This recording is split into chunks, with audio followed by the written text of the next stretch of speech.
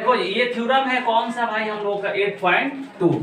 इसमें क्या प्रूफ करना है, करा है कि in a parallelogram opposite sides are equal.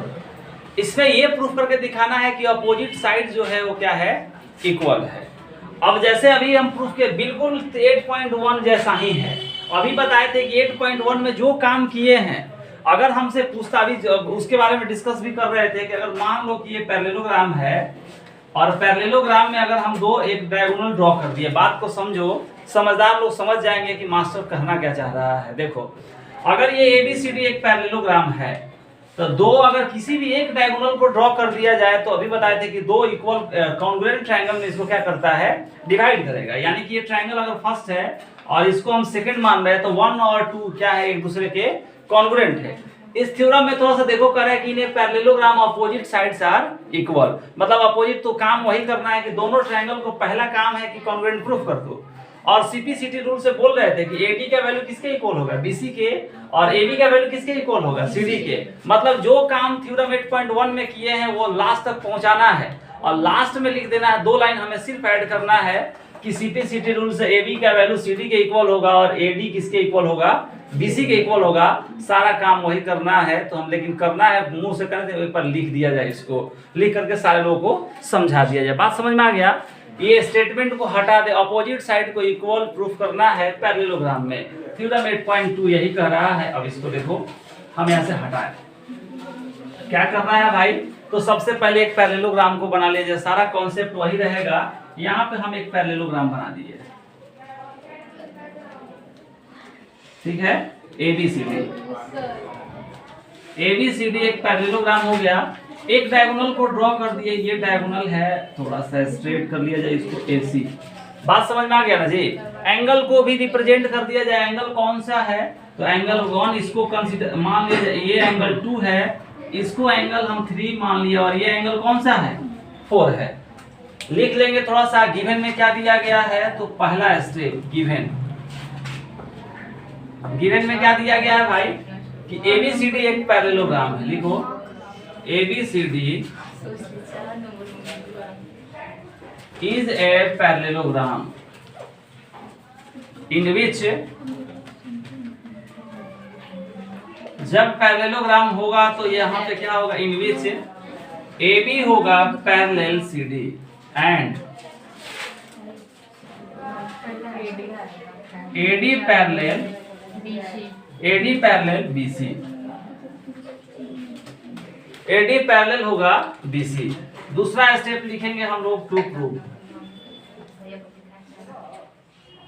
Proof में क्या लिखेंगे, हम लोग को प्रूफ करना है कि AB equals to CD। Opposite side है, AB का अपोजिट कौन सा है, CD है, and AD equals to BC। ठीक है, इसको लिख लो, पहले इतना लिखो लोग, फिर आगे हम बता रहे हैं। हो गया। देखो भाई सारे लोग यहाँ पे ध्यान दो, बोर्ड पे ध्यान दो, नहीं तो फिर टेस्ट में सब फिर फेल करेगा सब। देखो यहाँ पे इस बात को ध्यान में रखो, तब फिर कहना कि NCERT PRT CRT से क्वेश्चन नहीं दिए, आई नहीं कहेगा कि हम अपना करतूत नहीं भुगत रहे हैं, हम अपने कर्म का फल भुगत रहे हैं। फेल करेगा, कहेगा कि मास्टर दोस्त है भाई।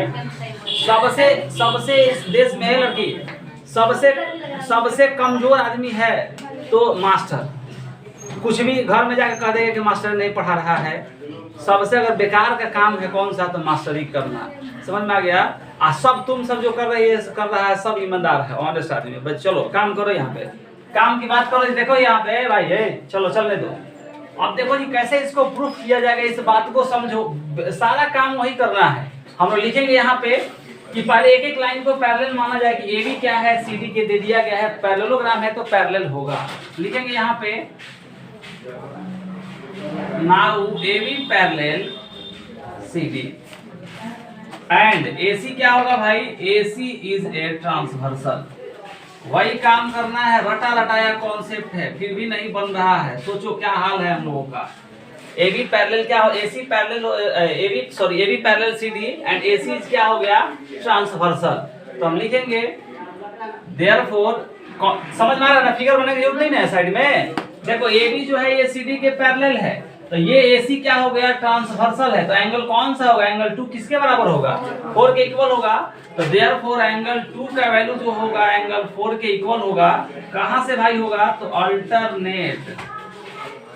अल्टरनेट इंटीरियर एंगल लिख लो यहाँ पे, अल्टरनेट इंटीरियर एंगल।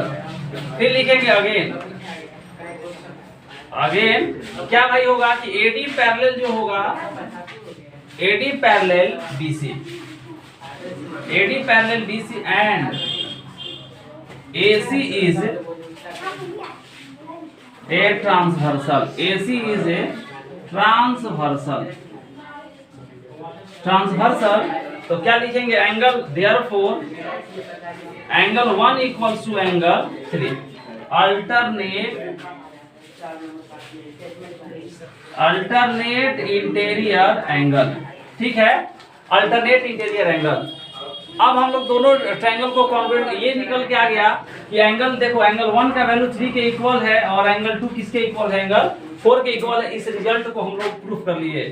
जल्दी लिखो इसको, हम हटाएं इसको। अब देखो हम लोग प्रूफ करेंगे ये दोनों एंगल को। अब हम चलेंगे प्रूफ पे, क्योंकि दोनों ट्रायंगल को जब तक कॉन्ग्रुएंट प्रूफ नहीं करेंगे तब तक हम AB और CD और AD BC के बारे में कुछ नहीं बोल सकते हैं। पहले कॉन्ग्रुएंसी प्रूफ करना होगा। लिखेंगे इन ट्रायंगल ABC, बात समझ रहे हो ना जी? एंड दूसरा ट्रायंगल कौन सा बन रहा है? Triangle CDA। क्या क्या प्रूफ कर दिए हैं कि एंगल 1 इक्वल्स टू एंगल 3। ये लिखेंगे एबव प्रूफ। ये अब बार लिखेंगे नहीं कि अल्टरनेट से ये ऊपर में काम कर चुके हैं, तो यहाँ पे लिखेंगे एबव प्रूफ।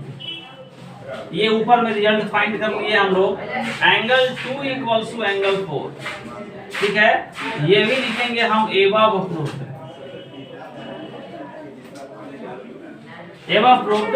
और AC equals to CA।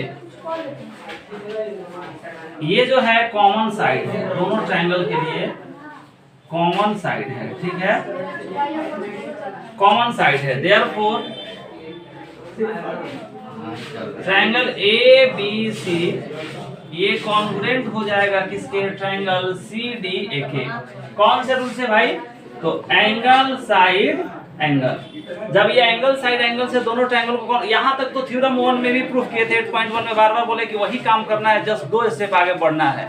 2 step का एक स्टेप CPCT रूल का यूज करेंगे और थ्योरम 8.2 जैसे ही कंप्लीट हो जाता है लिखेंगे देयरफॉर हमें प्रूफ करना है कि अपोजिट साइड को इक्वल प्रूफ करना है। तो AB किसके इक्वल होगा जी? AB जो हो जाएगा CD के इक्वल होगा। एंड यही रिजल्ट फाइंड करना था, AD इक्वल्स टू हो जाएगा BC। और एक ही बार लिख दिया जाए यहाँ पे ब्रैकेट बना करके इस तरह से CPCT रूल से और लास्ट में लिख लो हेंस प्रूव्ड। ये चैप्टर 8 का सबसे आसान थ्योरम। अब इससे आसान थ्योरम इस पूरे चैप्टर में नहीं तुमको देखने को मिलेगा। अब ये नहीं समझ में आएगा तो बड़ी सोचने वाली बात होगी, तब तो फिर बैठ के सोचना पड़ेगा घंटों 2 घंटे, ठीक है।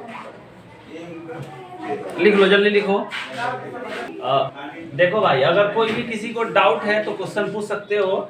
कमेंट बॉक्स में कम से कम एक बार कमेंट कर दो। कोई कहीं भी दिक्कत है और कोई भी क्वेश्चन हो तो एक बार कमेंट बॉक्स में भेज सकते हो क्वेश्चन का आंसर लेने के लिए। थ्योरम में हमको नहीं लग रहा है कहीं पे दिक्कत होगा। जो लोग नए हैं कम से कम एक बार चैनल को सब्सक्राइब, कम से कम क्या एक बार से ज़्यादा तो कोई करेगा नहीं, एक बार चैनल को सब्सक्राइब करो ताकि जो भी नया वीडियो डाला जाए। थोड़ा सा व्यस्तता के कारण वीडियो रोज अपलोड नहीं हो पा रहा है, मेन कारण यही है। फिर भी कोशिश कर रहे हैं कि वीडियो पर डे इसका part by part her chapter का अपलोड किया जाए और जैसे ही NCERT कंप्लीट होगा उसके बाद में RSS का सोल्यूशन डाला जाएगा, ठीक है।